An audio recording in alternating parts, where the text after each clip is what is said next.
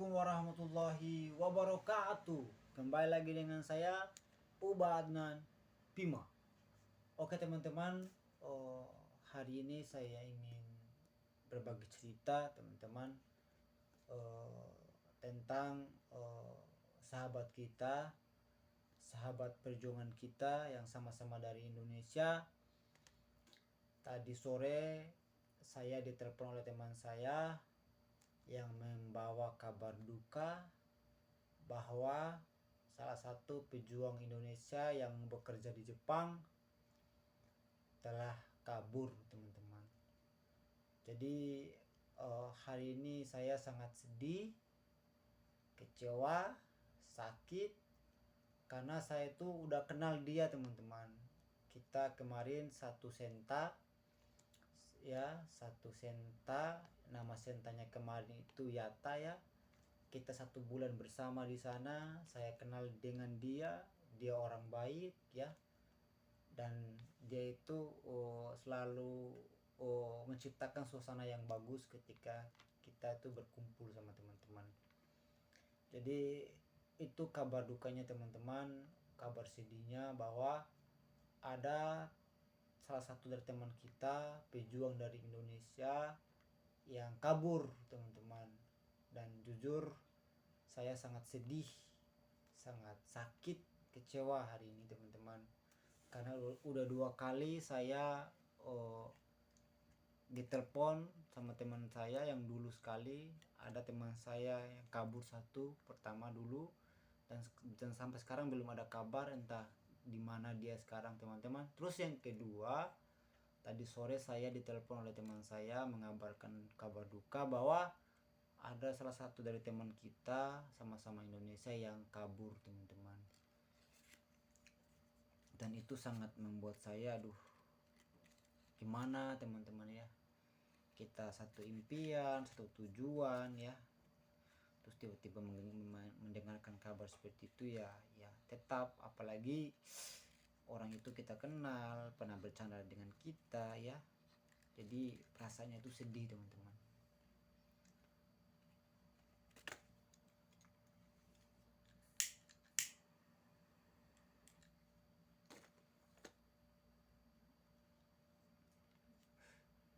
Ya dia itu teman-teman sama kerja sama saya. Kita beda tempat kerja, beda perusahaan juga, tapi kita satu job Tobi teman-teman.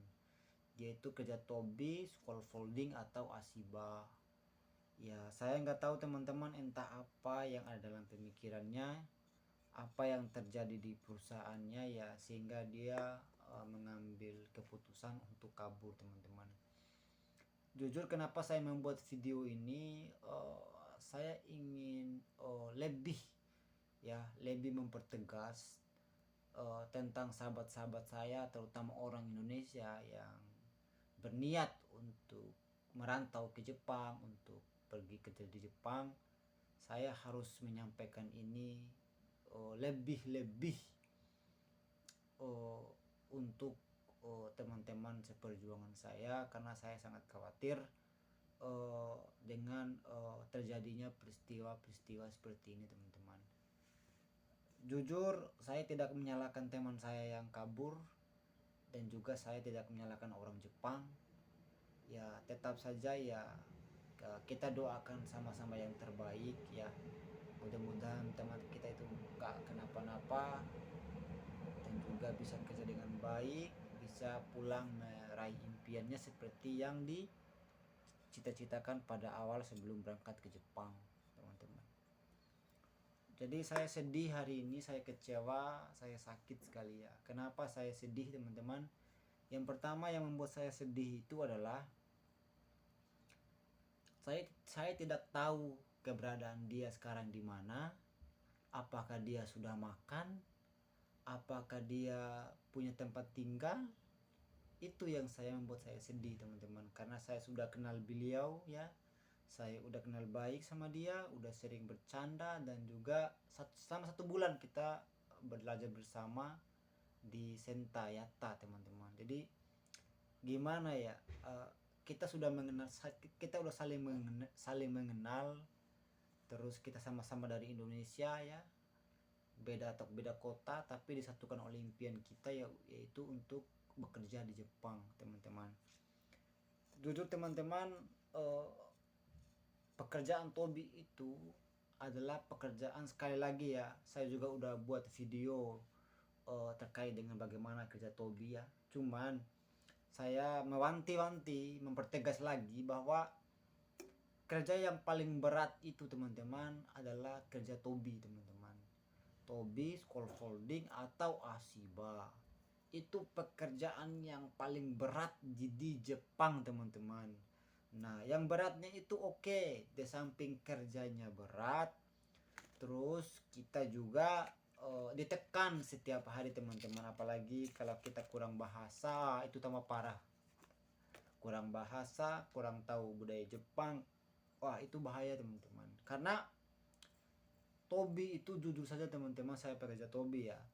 Di Tobi itu kumpulan orang-orang yang bisa dikatakan ya keras lah wataknya, karena di situ juga perkumpulan bisa anggota yakuza ya, bisa preman-preman, karena Tobi itu adalah pilihan orang-orang yakuza, pilihan-pilihan preman, karena tidak apa ya, tidak banyak membutuhkan aturan seperti kerja di bank, kerja di pabrik dan sebagainya ya. Yang penting bisa kerja Tobi, kerja keras ya, bisa masuk di Tobi teman-teman. Itu orang-orang Jepang ya. Jadi setiap hari teman-teman, saya udah 3 bulan ini bekerja, saya belum aman teman-teman. Saya masih dihadapkan dengan tekanan ya, senpai-senpai yang keras, yang kibisi ya, tetap dimarahin, masih dimarahin setiap hari teman-teman. Jadi saya belum enak. Cuman teman-teman, memang kerja Tobi itu memang yang pertama itu mental teman-teman ya. Kalau kita sedikit aja apa ya, baper, udah teman-teman, bahaya gitu loh ya. Kita tambah baper ya, kita tambah dihajar teman-teman oleh sampai kita, karena memang benar-benar keras itu kerja Tobi teman-teman. Di samping dimarahin, terus ya dikatakan aho boke kasubongkura omae aho hayakushiro kasainu ya, itu udah biasa teman-teman.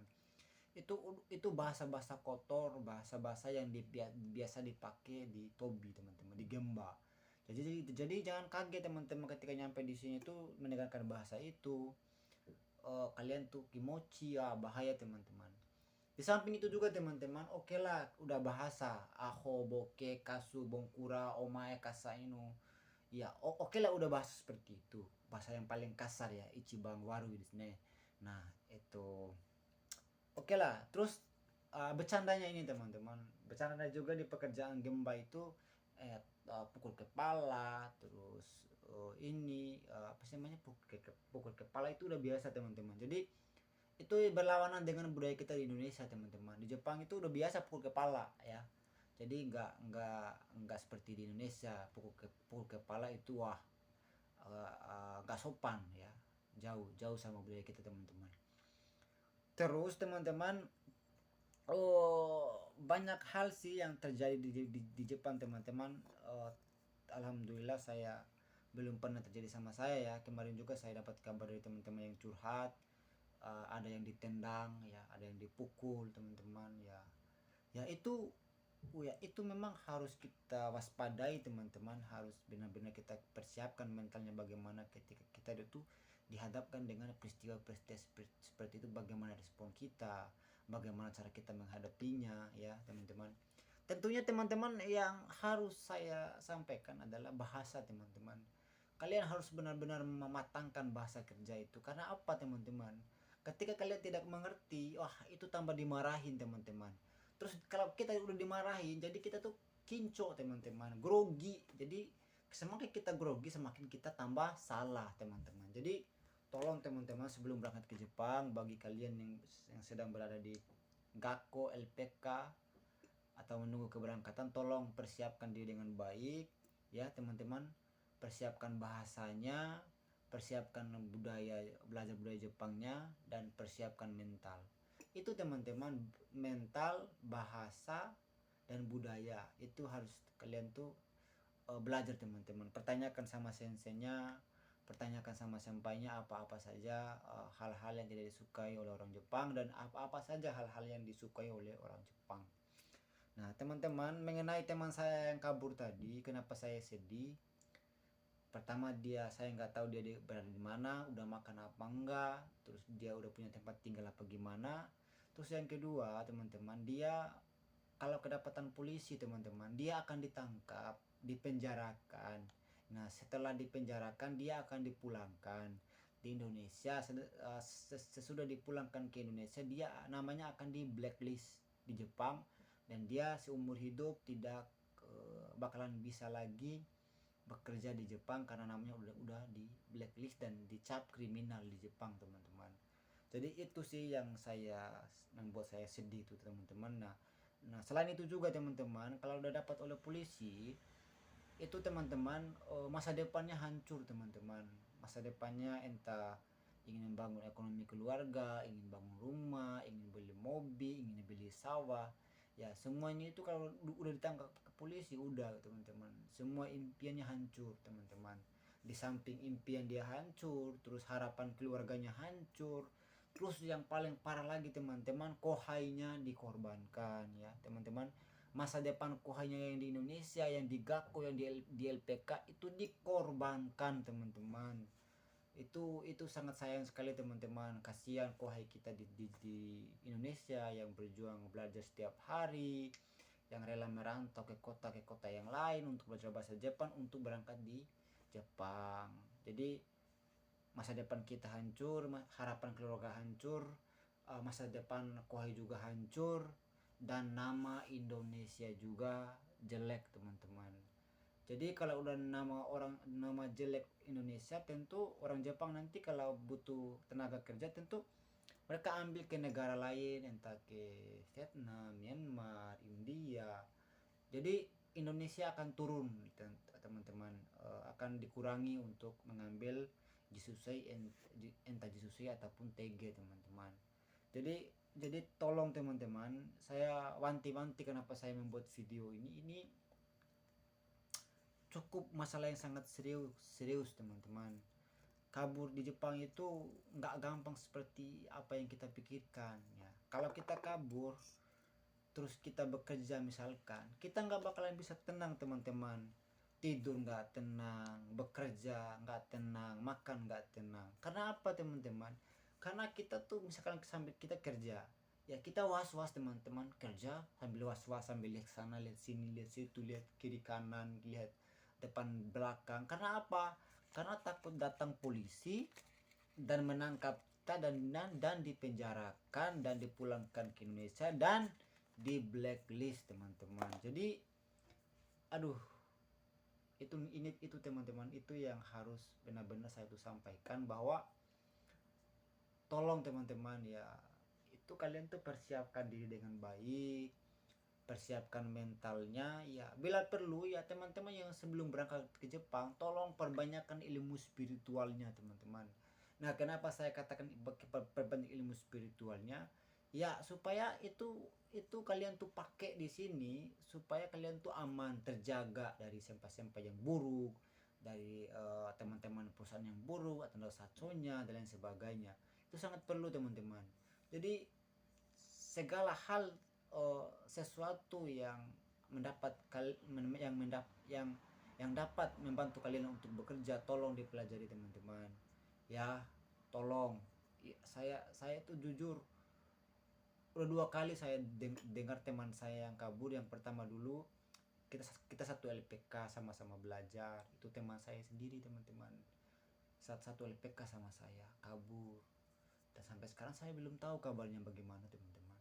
Terus yang kedua tadi sore lagi di telepon sama teman saya, mengabarkan kabar duka bahwa ada teman kita yang kabur lagi teman-teman. Jadi itu teman-teman, itu resiko-resiko yang harus kalian tanggung ketika kalian tuh kabur dan didapat oleh polisi Jepang, dimasukkan di penjara, dipulangkan ke Indonesia, terus di blacklist teman-teman. Jadi kalian yang punya niat untuk pergi ke Jepang, tolong saya wanti-wanti teman-teman, Bahasanya teman-teman, tolong bahasanya diperlancar, dihafal khotbah-khotbah kerjanya, terus persiapkan mental ya teman-teman, terus persiapkan kesehatan ya, terus persiapkan kesehatannya teman-teman. Oke teman-teman, ya mungkin itu yang ingin saya uh, berbagi malam ini teman-teman.